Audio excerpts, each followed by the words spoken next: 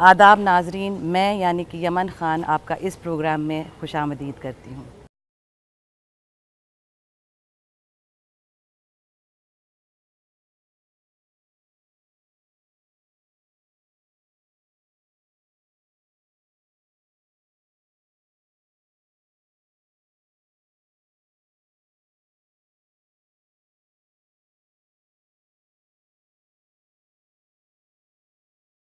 आइए इस प्रोग्राम की इब्तिदा हज़रत नासिरुद्दीन इमाम चिश्ती अलैहि रहमत की ज़ियारत से करते हैं।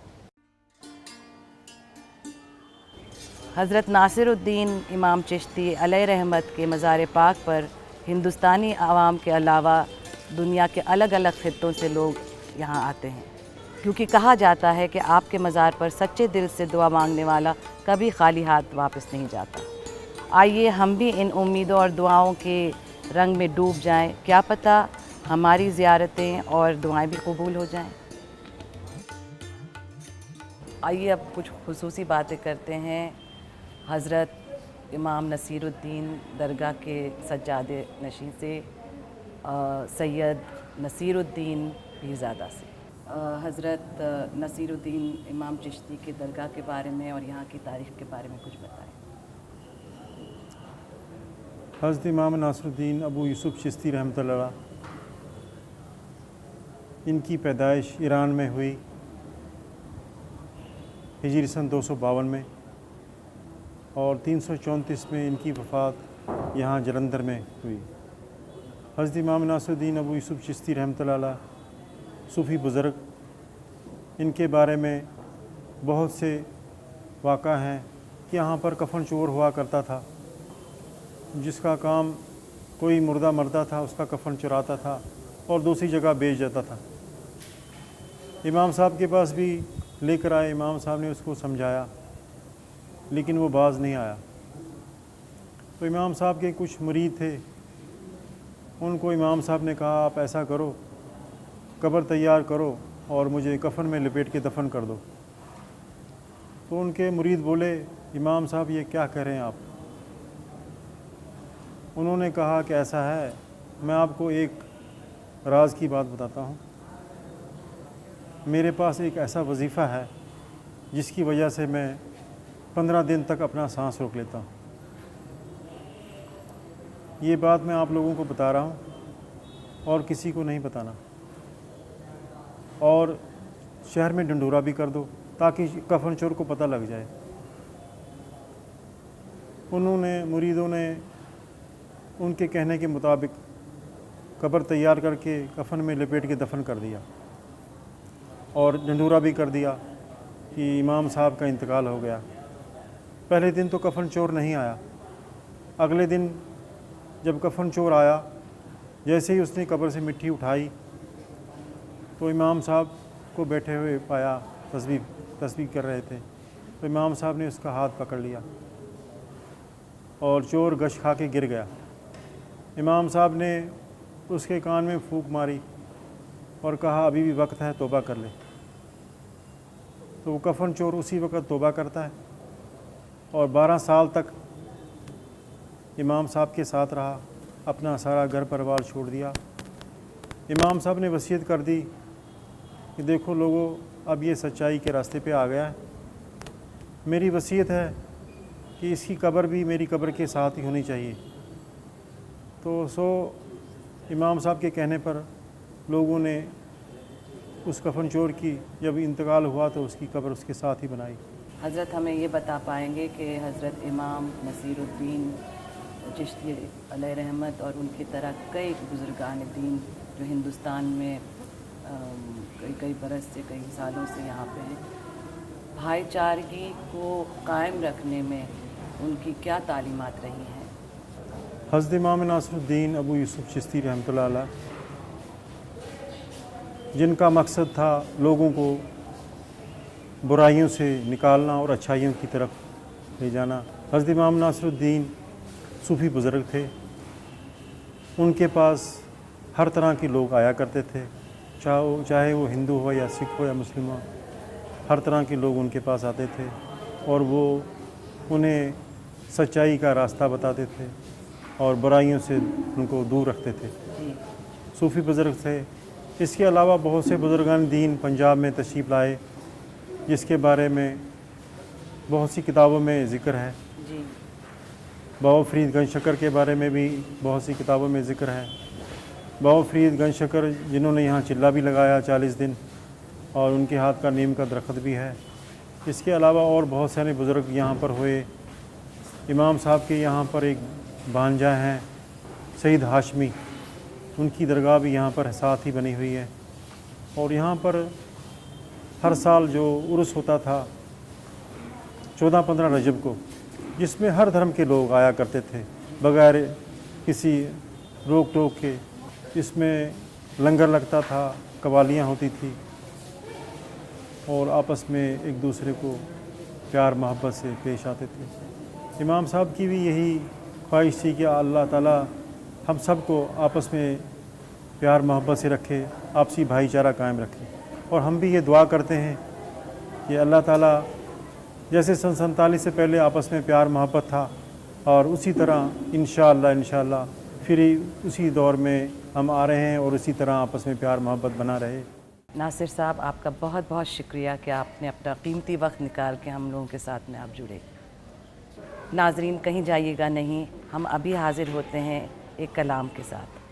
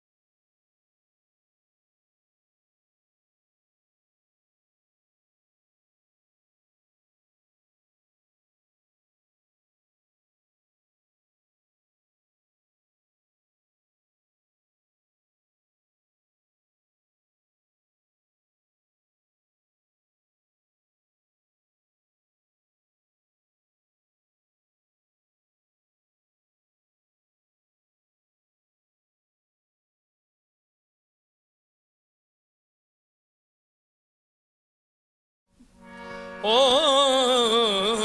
कर दो करम की एक नजर, कर दो करम की एक नजर, इमाम नसीरुद्दीन। कर दो करम की एक नजर, इमाम नसीरुद्दीन। कर दो करम की एक नजर, इमाम नसीरुद्दीन। कर दो करम की एक नजर, इमाम नसीरुद्दीन। कर दो करम की एक नजर, इमाम नसीरुद्दीन। कर दो करम की एक नजर, इमाम नसीरुद्दीन। कर दो करम की एक नजर, इमाम नसीरुद्दीन।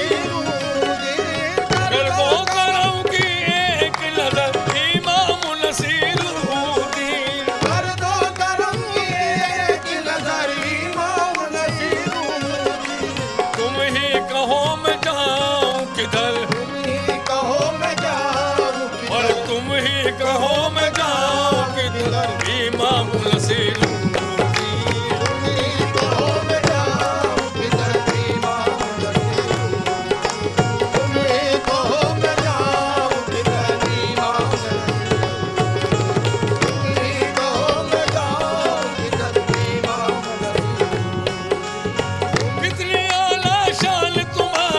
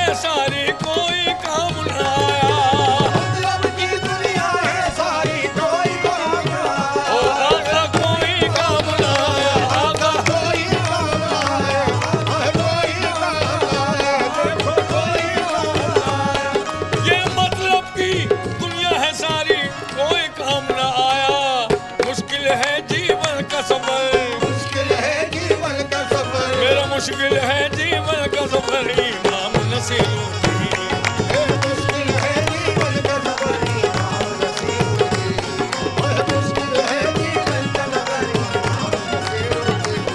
अरे अब तो हमीद की बिगड़ी बना दो, पार लगा दो बेड़ा, अब तो हमीद की बिगड़ी बना दो, पार लगा दो बेड़ा। आका पार लगा दो बेड़ा, पार लगा दो बेड़ा, पार लगा दो बेड़ा, पार लगा दो बेड़ा, पार लगा दो बेड़ा, पार लगा दो बेड़ा। अब तो हमीद की बिगड़ी बना दो, पार लगा दो बेड़ा, आल बसा है बीच भंवर, आल बसा है बीच भंवर, ये तो आल बसा है बीच भंवर, इमाम नसीरुद्दीन। आल बसा है बीच भंवर, इमाम नसीरुद्दीन। अरे इमाम नसीरुद्दीन, इमाम नसीरुद्दीन, मेरे इमाम नसीरुद्दीन, ओ इमाम नसीरुद्दीन, ओ इमाम नसीरुद्दीन।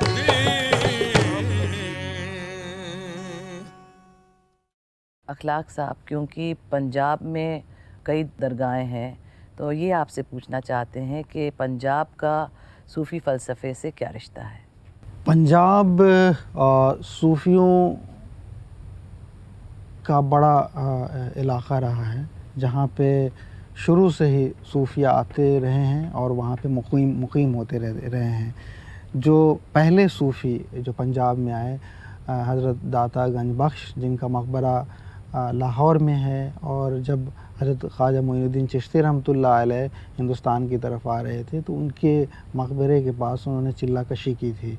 उसके बाद भी ये इस पूरे इलाक़े में सूफ़ियों का के असरात रहे, सूफ़िया वहाँ पे जाके बसते रहे और लोगों में रुश्द व हिदायत का काम करते रहे। एक अहम सूफ़ी जो बाद में हज़रत ख्वाजा फ़रीदुद्दीन गंज शकर रहमतुल्लाह अलैह जब पंजाब में गए हैं और अजोधन जो अब पाकपटन कहलाता है वहाँ पे जाके जब बसे हैं, तो न सिर्फ़ ये कि उन्होंने रूहानी तौर पे लोगों को मुतासिर किया, लोगों को लोग उनसे फैज़याब हुए, बल्कि उन्होंने वो पहले शख्स हैं ग़ालिबन जिन्होंने पंजाबी में शायरी की, और वहाँ की मकामी ज़बान ज़ाहिर पंजाबी थी।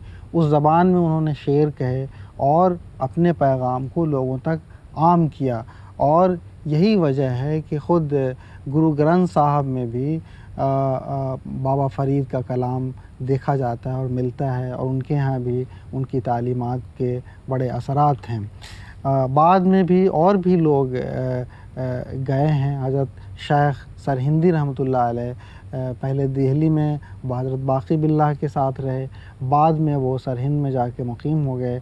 वो एक बड़े बुज़ुर्ग हैं जिन्होंने तसव्वुफ़ में के हवाले से जो मबाहिस चल रहे थे, जो इख्तलाफ़ात थे, उसको ख़त्म करने में और जो गलतफ़हमियाँ थीं उसको ख़त्म करने में उनका बड़ा अहम रोल रहा है। इस तरह हम देखते हैं कि पंजाब का तसव्वुफ़ के हवाले से और सूफ़िया का पंजाब से बड़ा गहरा ताल्लुक़ है। बुल्ले शाह बाद में हुए हैं, और बुल्ले शाह ने का कलाम आज भी घर घर में मकबूल है, पढ़ा जाता है और लोग उससे फ़ायदा उठाते हैं। और बुल्ले शाह की ख़ूबी ये है कि बुल्ले शाह ने तसव्वुफ़ के नाम पे जो लोग ढोंग करते थे या जिनके यहाँ रिया थी, जो मुखलिस नहीं थे अल्लाह के इबादत को लेकर या तसव्वुफ़ को लेकर, उनकी भी उन्होंने नक़ाब कुशाई की है, और इस हवाले से भी उनका कलाम जाना जाता है, और वो पंजाबी शायरी में उनका बड़ा अहम मकाम है। नाज़रीन, बस अब एक छोटे से वक्फ़े के बाद फिर हाज़िर होते हैं, कहीं जाइएगा मत।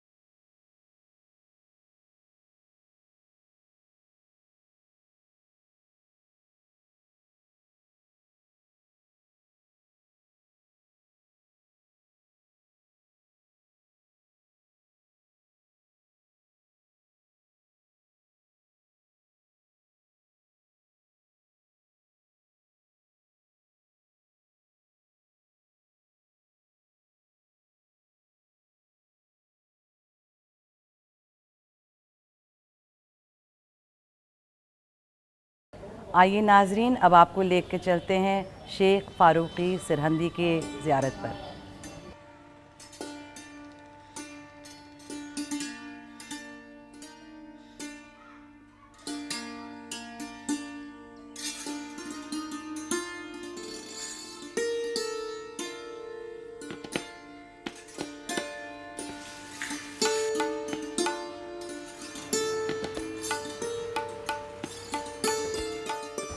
हज़रत इमाम रब्बानी मुजद्दिद अल-फ़सानी रहमतुल्लाह अलैह, अल्लाह ताला ने आपको बहुत बड़ा मुक़ाम और मर्तबा अता फ़रमाया। आप हज़ूर सल्लल्लाहु अलैहि वसल्लम के 1000 साल के बाद दुनिया में तशरीफ़ लाए और बड़े बड़े बुज़ुर्गान दीन ने आपके बारे में पेशन गोई फरमाई। मुजद्दिद कहा जाता है तजदीद करने वाले को, और अलिफ़ हज़ार और सानी दूसरा। तो आप हज़ूर सल्लल्लाहु अलैहि वसल्लम के 1000 साल के बाद दूसरे हज़ारे के शुरू में आप दुनिया में तशरीफ़ लाए। सबसे पहले आप फ़िरोज़ शाह तुगलक के दौर में यहाँ पे आए और शहर को आबाद किया। इस शहर का जो बनना जो था, फ़िरोज़ शाह तुगलक के दौर के अंदर लाहौर से दिल्ली काफ़िला जा रहा था, तो इस जगह पे काफ़िले का क़याम हुआ। तो राज में जब यहाँ पे ठहरे तो मसाहिब कशफ बुज़ुर्ग थे यहाँ पे, तो उन्होंने देखा कि इसमें यहाँ पे अनवारात इलाही की यहाँ पे बारिश हो रही है। तो आपने इसका जिक्र बादशाह से किया कि मैंने यहाँ पे ऐसे हालात देखे हैं, यहाँ किसी बहुत बड़े वली बुज़ुर्ग ने यहाँ पैदा होना है, जंगल है, कोई आबादी नहीं, तो यहाँ शहर तामीर किया जाए। अब वो शहर की तामीर शुरू हो गई। अब वो जितनी तामीर दिन में करते वो रात में गिर जाती, किसी को मालूम ना हुआ कि क्या माजरा क्या है। तो फिर इसकी इत्तला बादशाह पहुँचाई गई कि अगर यही हालात रहे तो यहाँ पे शहर तामीर नहीं हो सकता। तो आप किसी ऐसे शख्स को यहाँ भेजिए जो है मालूम कर सके कि माजरा क्या है। तो उस वक़्त जो उनके हज़रत शेख फ़तेहुल्लाह रहमतुल्लाह जो हज़रत उस वक़्त काज़ी कुदरा के मनसब पर फाइज़ थे, हज़रत इमाम रफ़ीद रहमतुल्लाह के भाई थे आपको। तो आपने फिर हज़रत को यहाँ दिनों में यहाँ पे ये सनाम तहसील होती थी, तो आप यहाँ आए हुए थे। तो आपसे फिर कहा गया कि आप वहाँ जाइए, सरहंद जाए और जाके मालूम करें कि क्या माजरा क्या है। जब आप यहाँ पे तशरीफ़ लाए तो आपने देखा कि बहुत से लोग काम कर रहे हैं। तो उन्हीं में एक बुज़ुर्ग थे हज़रत बुग़ल शाह कलंदर रहमतुल्लाह अलैह, आप भी उसी में मज़दूरी कर रहे थे। तो उस वक्त ये होता था कि बेगार के अंदर लोगों को पकड़ लिया जाता था, बेगार में पकड़ के लोगों को काम पे लगा दिया जाता था। तो हज़रत बुग़ल शाह कलंदर रहमतुल्लाह अलैह को आपको बेगार के अंदर पकड़ के ले आए और काम पे लगा दिया। तो आप तवज्जो फरमाते थे, जितना दिन में काम होता था रात में गारा, मिट्टी, ईंटें सब अलग अलग हो जाती थी। जब आपसे हज़रत से मुलाकात हुई तो आपने दरियाफ़त किया क्या माजरा, तो आपने कहा कि सर गिरना बनना जो था सर आपको बुलाना ही मकसद था, क्योंकि जिस शख्स के लिए शहर तामीर हो रहा है वो आपकी औलाद में पैदा होगा, तो आप यहीं आगे सुकून इख्तियार करें। फिर हज़रत इमाम रफ़ीद रहमतुल्लाह अलैह आपने अफ़गानिस्तान को छोड़कर आप यहीं जब तशरीफ़ ले आए और इस शहर की बुनियाद जो थी हज़रत इमाम रफ़ीद रहमतुल्लाह अलैह और हज़रत बुग़ल शाह कलंदर रहमतुल्लाह अलैह आपने रखी और फिर ये शहर जो था ये तामीर हुआ। तो हज़रत इमाम रफ़ीद रहमतुल्लाह अलैह की आपकी छठी पुश्त में अकबर के दौर के अंदर हज़रत मुजद्दिद अल-फ़सानी रहमतुल्लाह की विलादत हुई। आइए नाजरीन, अब हम आपकी खिदमत में एक कलाम पेश करते हैं।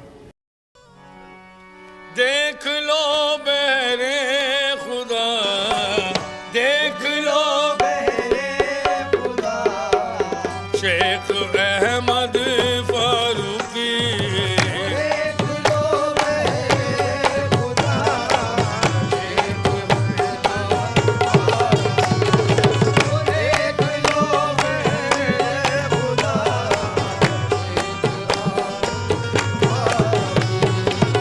देख लो बहरे खुदा, शेख अहमद फारूकी। देख लो बहरे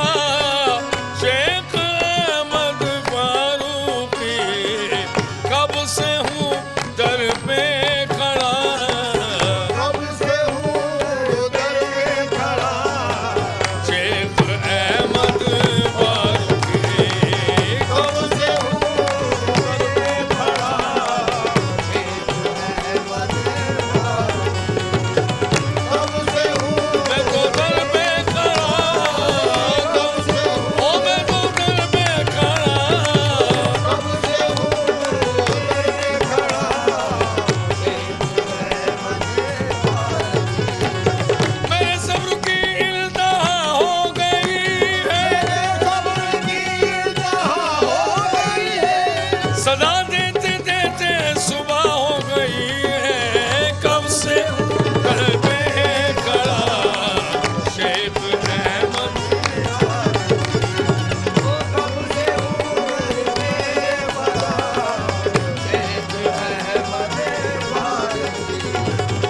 इस भरी दुनिया में, इस भरी दुनिया में मंगतों का है मेरे हुजूर। इस भरी दुनिया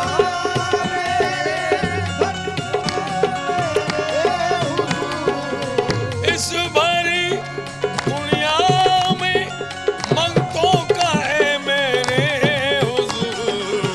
बस तुम ही हो आसरा, बस तुम्ही हो आसरा। शेख अहमद फारूकी। बस तुम्ही हो आसरा।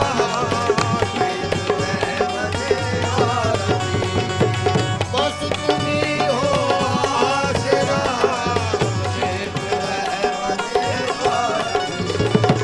दर बदर जो ठोकरे खाता फिरा है उम्र भर। बदल जो ठोकरे खाता फिरा है।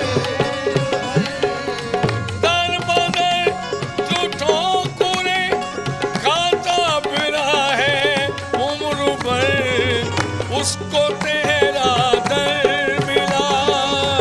उसको तेरा दर मिला। शेख अहमद फारूकी। उसको तेरा दर मिला।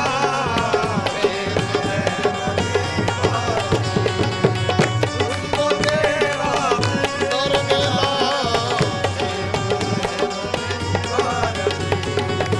आपके कदमों में कट जाए मेरी जिंदगी। आपके कदमों में कट जाए मेरी जिंदगी। आपके कदमों में और कट जाए ये मेरी जिंदगी। कब से है ये इल्तिजा, कब से है ये इल्तिजा। शेख अहमद फारूकी। कब से है ये इल्तिजा।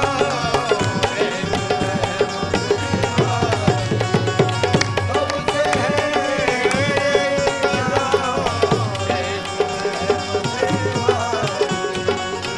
कब से है हसरत ये दिल की, एक दिल तेरा हमी।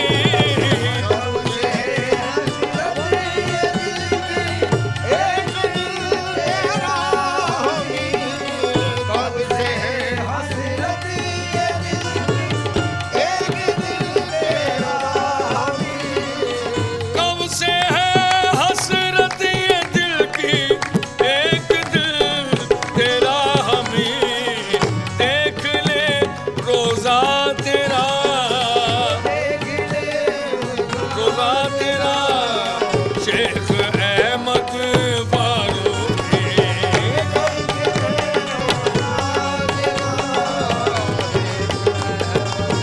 फारूकी, शेख अहमद फारूकी।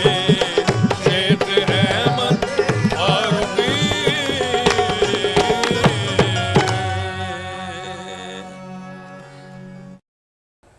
एक बहुत अहम वाक़या मैं आपकी नज़र करना चाहता हूँ अल्लामा इक़बाल के ताल्लुक़ से, कि एक मर्तबा अल्लामा इक़बाल का यहाँ से गुज़र हुआ।